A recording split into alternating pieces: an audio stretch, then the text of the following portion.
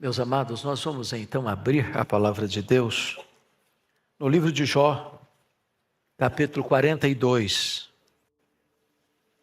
Jó 42, versos de 1 a 6.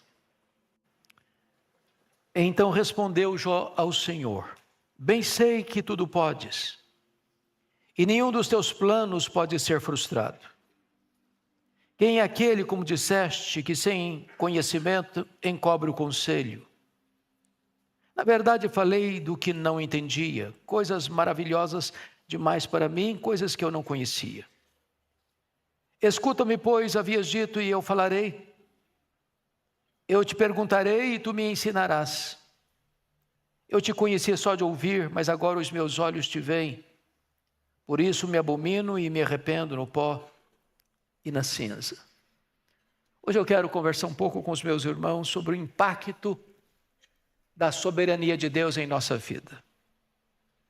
Quando nós afirmamos que Deus é soberano, nós estamos dizendo que não cremos em acaso, que não cremos em coincidência, que não cremos em sorte, que não cremos em azar, que não cremos em determinismo cego, que não cremos em misticismo, em sincretismo religioso. Nós cremos que a nossa vida está nas mãos de Deus, aquele que está sentado no trono e tem as rédeas da história em suas mãos. Deus é soberano na criação. Ele criou todas as coisas segundo a sua vontade. Ele é soberano na providência. Ele é quem sustenta todas as coisas pela palavra do seu poder. Ele é soberano na nossa salvação. Foi Ele quem nos escolheu antes da fundação do mundo. Foi Ele quem nos chamou com santa vocação. Ele planejou, Ele executa e Ele consuma a nossa salvação. Aqui nós lemos um texto de um homem que está debaixo do impacto da soberania de Deus. Quem é este homem? É o patriarca Jó. A Bíblia se refere a ele como o homem mais piedoso da sua geração. Foi Deus quem disse para Satanás acerca dele: observaste o meu servo Jó? Não há ninguém na terra semelhante a ele, homem íntegro, reto, temente a Deus e que se desvia do mal.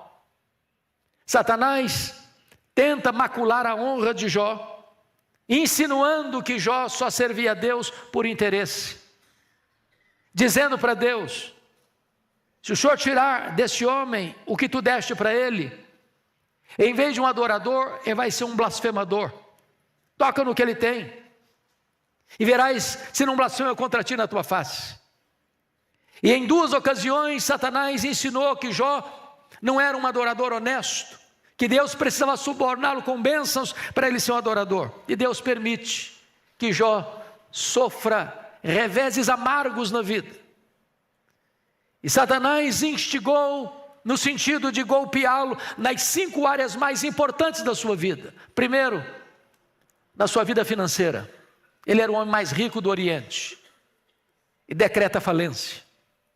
Vai à falência. A sua economia colapsou. Segundo, este homem era um pai exemplar.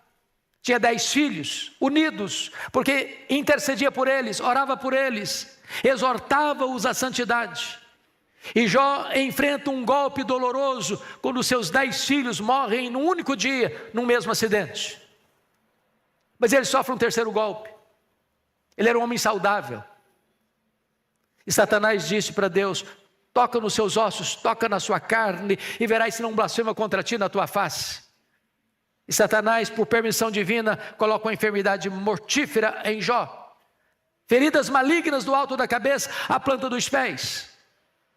Se não bastasse toda esta agrura, Jó enfrenta um quarto problema. A sua mulher, no auge do seu sofrimento, quando ele estava no fundo do poço, cercado por desventuras crudelíssimas, ela disse para ele: ainda conservas a tua integridade? Amaldiçoa a Deus e morre.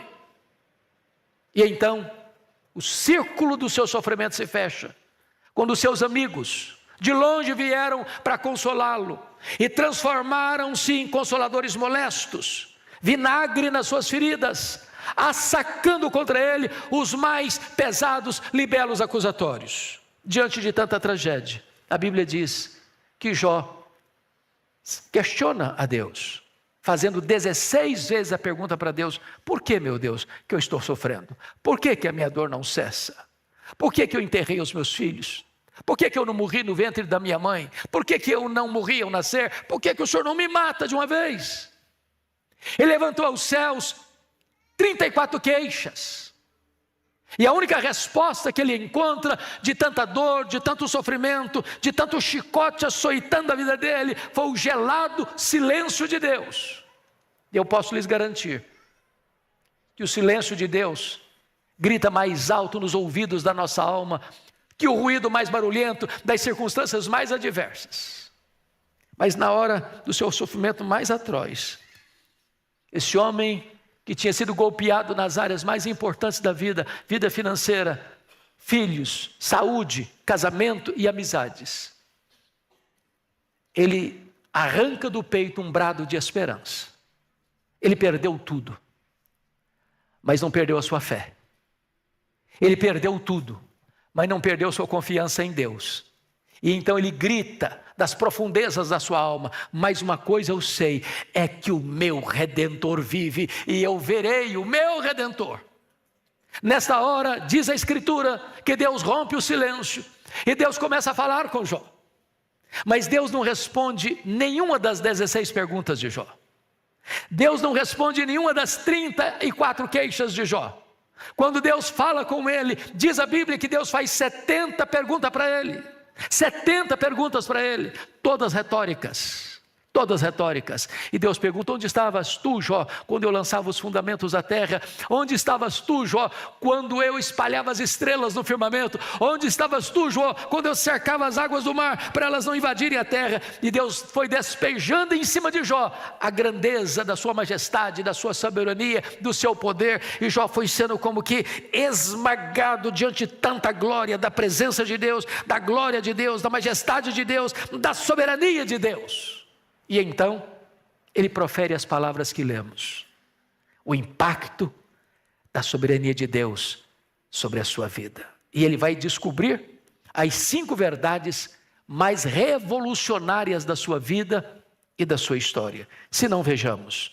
Em primeiro lugar, ele reconhece a onipotência de Deus, quando diz: então respondeu Jó ao Senhor: bem sei que tudo podes. Não encontro nada mais consolador para o nosso coração, diante dos dramas da nossa vida, do que nos agasalharmos debaixo das asas do Deus onipotente e dizer: eu sei que tudo podes. Isso diante da nossa fragilidade, porque nós somos fracos. Eu não sei quanto a vocês, mas eu visito com muita frequência as livrarias e gosto de fazer isso. Sobretudo as livrarias de aeroportos, eu vou lá para ver o que está saindo, todo dia sai coisa nova. E vocês sabem disso, que a grande maioria da literatura que sai todo dia são livros de autoajuda. Livros que dizem assim para você: você é forte, você tem a força, você é um gigante. Basta fazer cócegas no seu interior, levantar-se daí um gigante. Suas palavras têm poder, há poder nas suas palavras. Os outros livros que mais saem são os livros que ensinam você a ficar rico rápido. Eu confesso que eu acho que eu não estou lendo direito esses livros. Mas sabe o que a Bíblia diz sobre isso? Exatamente o contrário. A Bíblia diz que nós somos fracos. A Bíblia diz que Deus conhece a nossa estrutura e sabe que somos pó. Nós temos tantas fraquezas, múltiplas fraquezas. Temos fraquezas físicas. Meus irmãos, querendo ou não, gostando ou não, o tempo vai esculpindo algumas rugas no nosso rosto indisfarçáveis. As meninas, mais espertas, mais inteligentes do que os homens, driblam isso bem, com um bom cosmético. Às vezes acorda de manhã um caos, bota um bom cosmético, vira um cosmos. Daqui a pouquinho uma cirurgia plástica ajuda e muito. Porém chega uma hora que ainda que Pitangui ressuscitasse dentre os mortos, não teria mais jeito. As pernas ficam bambas, os joelhos trôpicos, as mãos descaídas, os olhos embaçados. E diz os entendidos que cada fio de cabelo branco que brota na nossa cabeça é a morte nos chamando por um duelo. Eu acho até o exército acampado ao meu redor. Temos fraquezas físicas. Mas nós temos fraquezas emocionais. Quantos de nós, nas lutas da vida, nos vales mais escuros da vida, chorando e gemendo, gritamos do fundo da nossa alma: meu Deus, eu não aguento mais. Nós temos fraquezas morais. Quantas vezes já choramos e dizemos: meu Deus, eu nunca mais quero repetir esse erro, eu nunca mais quero cometer esse pecado, e daqui a pouco você se flagra cometendo o mesmo erro, o mesmo pecado. Não é porque faltou a você sinceridade, não, faltou a você poder. Temos fraquezas espirituais. Nós somos um ser ambíguo, contraditório, paradoxal. O bem que não queremos, o bem que queremos não praticamos, o mal que não queremos, esse fazemos. Somos fracos. Mas bendito seja Deus, quando você pode dizer: mas o meu Deus tudo pode. Para Ele não tem causa perdida, para Ele não tem doença incurável, para Ele não tem casamento irrecuperável, para Ele não tem pecado que Ele não perdoe. Ele é o todo-poderoso Deus. Só para recordar os atributos que só Ele tem e não repartiu conosco: Ele é autoexistente. Ele é infinito, Ele é imenso, Ele é eterno, Ele é imutável, Ele é onipotente, Ele é onipresente, Ele é onisciente, Ele é transcendente, Ele é soberano, Ele é maior que tudo quanto Ele criou. Ele tudo pode. Permita-me ilustrar isso. Um dia um pai caminhava com seu filho pelas ruas da sua cidade, um menino de 4, 5 anos. Quando o menino lhe fez uma pergunta, e eu não sei se você concorda comigo, mas eu acho que toda criança fez um curso de pós-doutorado em perguntas difíceis. Não conheço ninguém que faz pergunta mais complicada do que criança. E o menino volta para o pai e diz: papai, qual é o tamanho de Deus? E o pai ficou em silêncio, pensativo, porque não tinha uma resposta pronta para um menino de 4, 5 anos. Continuou caminhando. De repente, ele escuta os ruídos das turbinas de um avião supersônico lá nas alturas excelsas e disse assim para o filho: filho, olha para cima. Você está vendo aquele avião? O menino disse: estou vendo, papai. Ele perguntou: qual é o tamanho desse avião, meu filho? O menino respondeu: pequeno, papai, muito pequeno. Estava muito longe. O pai pegou o filho, levou para o aeroporto. Tinha um jumbão de mais de 400 passageiros estacionado no pátio. E aí chegou bem perto e disse: você está vendo esse avião, meu filho? Estou vendo, papai. Qual é o tamanho desse avião, meu filho? Ele respondeu: grande, esse é muito grande. O pai disse: meu filho, Deus é do mesmo jeito. Quando você está longe de Deus, meu filho, Deus parece pequeno para você. Mas quando você está perto de Deus, meu filho, Deus é grande, muito grande para você. Agora eu sei que tudo podes. A segunda verdade que Jó descobre diante do impacto da soberania de Deus sobre a sua vida está no verso 2 ainda: e nenhum dos teus planos pode ser frustrado. Irmãos, a história não é cíclica como pensavam os gregos. A história não é um caminhão sem freio, ladeira abaixo, como pensam os existencialistas. A história é teleológica, ela caminha para um telos, para um fim, para uma consumação. Deus está no controle. Não estamos à deriva. Não estamos jogados de um lado para o outro ao sabor das circunstâncias. Deus está no trono. Jesus tem o livro da história em suas mãos. Ele está conduzindo a história para uma consumação. Nenhum dos planos de Deus pode ser frustrado. Ele criou um plano eterno, perfeito, cabal, totalmente eficaz, e nenhuma vírgula, nenhum tio vai sair fora do controle de Deus. Ele não é pego de surpresa, ele não é surpreendido, ele não está lá no céu esfregando as mãos sem saber o que faz com esse mundo. Todos os seus planos hão de se cumprir, estão se cumprindo e cumprir-se-ão à risca, porque os seus planos não podem ser frustrados. A terceira coisa que Jó descobre, impactado pela soberania de Deus, está no verso 3, quando ele disse: na verdade, eu falei do que eu não entendia. Coisas maravilhosas demais para mim, coisas que eu não conhecia. Para você entender isso, talvez seja bom dar uma lida em Jó, uma sentada só. E você vai perceber que Jó não foi aquele sofredor estoico, que sentou num canto, trincou os dentes e aguentou firme. Não, ele falou muito, ele perguntou, ele se queixou, ele se defendeu. E quando você está machucado, quando você está ferido, quando você está se sentindo esmagado pelas circunstâncias, injustiçado pelas pessoas, via de regra você fala muito e às vezes fala até o que não compreende. Foi isso que aconteceu com Jó. Diante da revelação de Deus, diante da exposição da majestade de Deus, diante da glória de Deus que inundou a sua vida, ele botou a mão na boca e disse: meu Deus, quanta coisa eu falei sem saber. Lição aprendida. O sábio é aquele que sabe que quase nada sabe. Quando você encontra uma pessoa muito sabichona, que parece que sabe tudo, que entende tudo, você está perto de uma pessoa que não sabe quase nada. Pega um doutorado. O que é um doutorado? Você pega um ponto de um universo, e aí você vai estudar esse ponto. Aí você é doutor desse pequenininho ponto aqui. Só isso. Alguém já disse, e eu concordo, que quem faz barulho é lata vazia. Lata cheia não faz barulho. Quem sabe que quase nada sabe. Porque o que você não sabe é muito maior que o que você sabe. Eu fui criado na região rural, numa roça bem artesanal. E uma coisa que me chamava a atenção era quando ia colher o milho. Toda espiga boa, granada, na hora de colher, ela se rende, ela se dobra. O restolho, que só tem palha e sabugo, nunca se dobra, fica sempre empinadinho, sempre empinadinho. Então, quando você encontra uma pessoa muito empinadinha, pode saber que é restolho, só tem palha e sabugo. Quem sabe, não faz propaganda. Reconhece a sua limitação.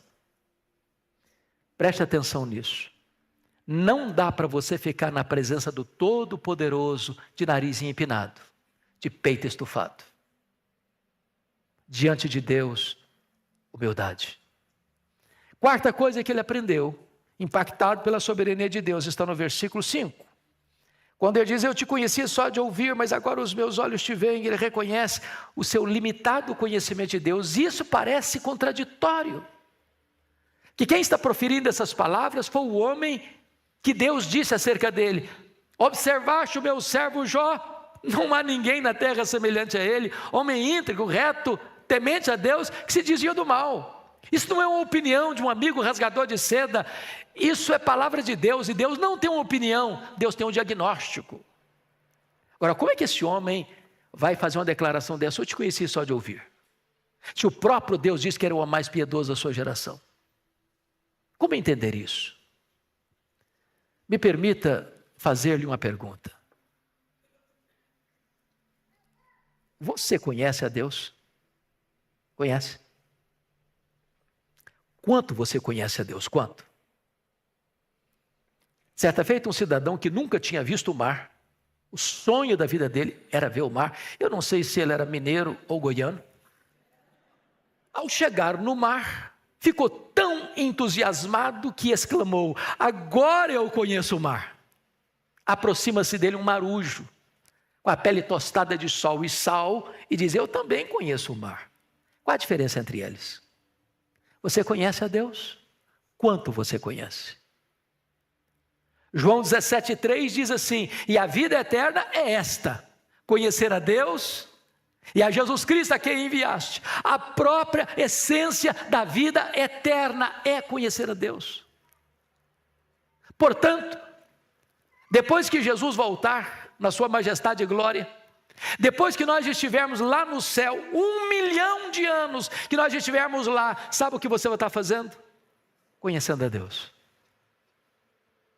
Jamais haverá um dia dentro da eternidade, se eu posso falar em dia dentro da eternidade, onde você possa afirmar: já conheço tudo de Deus, não tem mais nada para conhecer, agora eu vou botar minha vida no piloto automático, agora vira rotina. Não, o céu jamais será rotina, porque você vai conhecer a Deus, você vai amar a Deus, você vai fruir a Deus, você vai glorificar a Deus, você vai servir a Deus, você vai ver a Jesus face a face. Nunca será um dia comum, porque você vai conhecer e conhecer, e sempre conhecer, e jamais esgotar o conhecimento de Deus.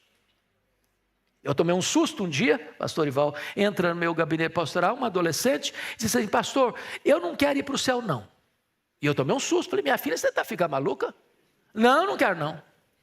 Ué, mas por que você não quer ir para o céu? Ah, o céu vai ser muito monótono. Você já pensou sentado numa nuvem, com a harpa na mão, cantando, cantando, cantando? Ah, não aguento isso para a minha vida toda não. Não quero não. Tem gente que pensa que o céu vai ser chato, que o céu vai ser rotina. Não, você vai desfrutar de uma vida plena, maiúscula, superlativa, eterna, de gozo, da presença de Deus, servindo a Deus, glorificando a Deus, para sempre e sempre e sempre. Então eu tenho que concordar com o profeta: conheçamos e prossigamos em conhecer ao Senhor. Mas finalmente, Jó descobre uma outra coisa, impactado pela soberania de Deus, está no versículo 6. Por isso eu me abomino e me arrependo no pó e na cinza. E eu entro em choque de novo com a minha lógica tão franzina e tão fraquinha. Porque essa confissão fica bem na boca de um assassino, de um ladrão, mas não na boca do homem mais piedoso do mundo. Como assim? Como assim? Eu me abomino e me arrependo no pó e na cinza? Como entender isso? E a explicação que nós temos é que aqueles que mais sofrem, choram e confessam os seus pecados, não são as pessoas que mais pecam, são as pessoas que mais perto de Deus andam. Quem está longe de Deus, nem tem consciência do seu pecado. Eu li há pouco tempo num jornal aqui de São Paulo, que um cidadão pistoleiro de aluguel recebeu 5 mil reais para matar uma pessoa. Ele não conhecia essa pessoa não tinha falado mal dele, nunca tinha feito mal para ele. Ele recebeu o dinheiro, foi lá, deu 5 tiros na pessoa, matou a pessoa, foi para casa, jantou, tomou banho e dormiu. Sendo um drama de consciência. Mas se você anda na luz, se você é filho da luz, se você é filho de Deus, então você enxerga com mais clareza os seus pecados, as suas máculas, as suas manchas, e você sofre, e você chora, e você confessa os seus pecados. Você diz: por isso eu me abomino no pó e na cinza. Preste atenção no que eu vou lhe dizer. Se você encontrar uma pessoa que toda hora que ela encontrar com você, ela vai rasgar elogios a ela mesma, ela vai passar uma ideia de santarrona, vai passar a ideia de que ela é a quinta essência da santidade, pode ter certeza, você está perto de uma pessoa que está longe de Deus. Todas as pessoas que andaram com Deus, tiveram consciência da glória de Deus na sua vida, elas choraram, elas foram confrontadas, como Isaías: ai de mim, Senhor, eu estou perdido. Como Pedro: afasta-te de mim, Senhor, eu sou um pecador. Como João na ilha de Patmos, caiu como morto aos seus pés. Como Jó, eu me abomino no pó e na cinza. Ninguém permanece na presença de Deus com o narizinho empinado. Se humilha, se quebranta, se arrepende. Quero concluir levando você ao versículo 10, porque o versículo 10 é a chave hermenêutica do livro de Jó. Diz o texto que mudou o Senhor a sorte de Jó quando ele chorava pelos seus amigos, e o Senhor lhe deu o dobro de tudo que antes possuíra. Eu sempre me perguntava, não estou entendendo, por que Deus mudou a sorte do Jó quando ele orava para os seus amigos? Por que não mudou a sorte dele numa outra circunstância, num outro momento, em uma outra situação? Por quê? Uma pergunta simples. O que você sente quando as pessoas falam mal de você? Ou você já chegou naquele ponto na sua vida espiritual que nunca mais ninguém fala mal de você? Porque se você já chegou a esse ponto, de repente você é um anjo disfarçado de gente que está entre nós. Você fica feliz quando alguém fala mal de você? Você fica feliz quando alguém tenta assassinar a sua reputação? O que você sente? O O que Jó sentiu? Bom, ele se defendeu. Ele se queixou. Sabe o que Deus está falando para ele? Meu filho, saia desta arena da autodefesa. Entre na brecha da intercessão. Porque ninguém consegue orar por alguém e ter mágoa desse alguém ao mesmo tempo.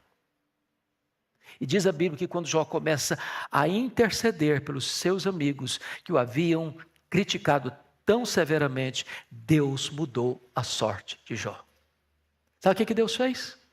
Deus restaurou as 5 áreas que Satanás tentou destruir na vida dele. Primeiro, Deus restaurou a sua saúde. Versículo 16, ele teve mais 140 anos. E os filhos dos filhos até a 3ª e 4ª geração. Deus está aqui hoje e Ele é o Deus que cura. Ele é o Jeová Rafa. Segunda área que Deus restaurou foram as finanças. Versículo 10, versículo 12. Deus deu tudo em dobro. Se ele já era o mais rico, agora é duplamente o mais rico. Eu quero dizer para você que o Deus da restituição está aqui nesta noite e Ele é poderoso para restaurar a sua vida financeira. A terceira área que Deus restaurou foram as amizades, versículos 7 e 8.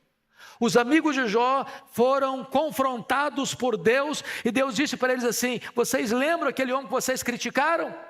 Aquele homem que vocês criticaram é mais justo, é mais santo do que vocês. Vocês vão ter que ir lá naquele homem, para aquele homem orar por vocês, porque é a oração daquele homem que eu vou ouvir para restaurar vocês. Em outras palavras, você não precisa se defender, você precisa andar com Deus. Porque quando você anda com Deus, Deus defende você. Quando você cuida da sua piedade, Deus cuida da sua reputação. As pessoas que criticaram você vão ter que voltar a você e reconhecer que Deus está com você. As pessoas vão ter que mudar de opinião a seu respeito. Quarta área que Deus restaurou foi o casamento. E eu creio que com a mesma mulher. Que a Bíblia não diz que foi com outra. E eu fico imaginando a cena. E imaginando a cena até como um brasileiro que sou. E eu fico pensando, o que teria acontecido se o Jó fosse brasileiro? Quando ele estava numa magrela, a mulher dele disse para ele assim: morre, homem, morre, mas morre logo. Agora o cara está com saúde de novo, está cheio da grana, cheio de prestígio. O que eu diria para ela? Morre, mulher, morre logo. A fila andou, minha filha, eu estou no outro agora. Só que o nosso Deus é especialista em pegar cacos, vasos quebrados e fazer vasos novos. Talvez Deus hoje quer fazer esse milagre no seu casamento. Mágoas, dores, abandono. E hoje Deus pode restaurar o sonho, a poesia, o amor no seu coração e restaurar o seu casamento. A última área que Deus restaurou foram os filhos. A Bíblia diz que ele tinha 10 filhos. E se Deus deu tudo em dobro, esperava-se que ele tivesse agora 20 filhos. Mas não foi o que Deus fez. Deus deu mais 10 filhos. Alguém pode dizer, bom, então não foi o dobro. Nós precisamos corrigir um ponto muito importante na nossa teologia e na nossa fala coloquial. É comum nós nos expressarmos assim, quando morre alguém da nossa casa, da nossa família. Perdi meu pai, perdi minha mãe, perdi minha mulher, perdi meu marido, perdi meu avô, perdi minha avó, perdi meu filho, perdi minha filha. Essa linguagem não é adequada para nós. Você perde alguém com você não sabe onde está, com quem está. Como aquele pai que voltava do cemitério depois de sepultar seu filho único. E aproxima-se dele um amigo e disse: meus pêsames. Eu acabei de saber que você perdeu seu filho. O homem respondeu: não, eu não perdi meu filho. Eu sei onde meu filho está. Eu sei com quem o meu filho está. O meu filho está no céu, meu filho está com Jesus. Eu não perdi meu filho. Jó agora tem 10 filhos no céu. Jó agora tem 10 filhos na terra. Deus restaurou e restaurou completamente. Sabe o que Satanás queria? Destruir a vida de Jó. Sabe o que conseguiu? Colocar Jó mais perto de Deus. Porque os planos de Deus não podem ser prostrados. Que a gloriosa doutrina da soberania de Deus nos impacte nesta manhã e nos console nesta manhã. Que Deus seja louvado. Amém.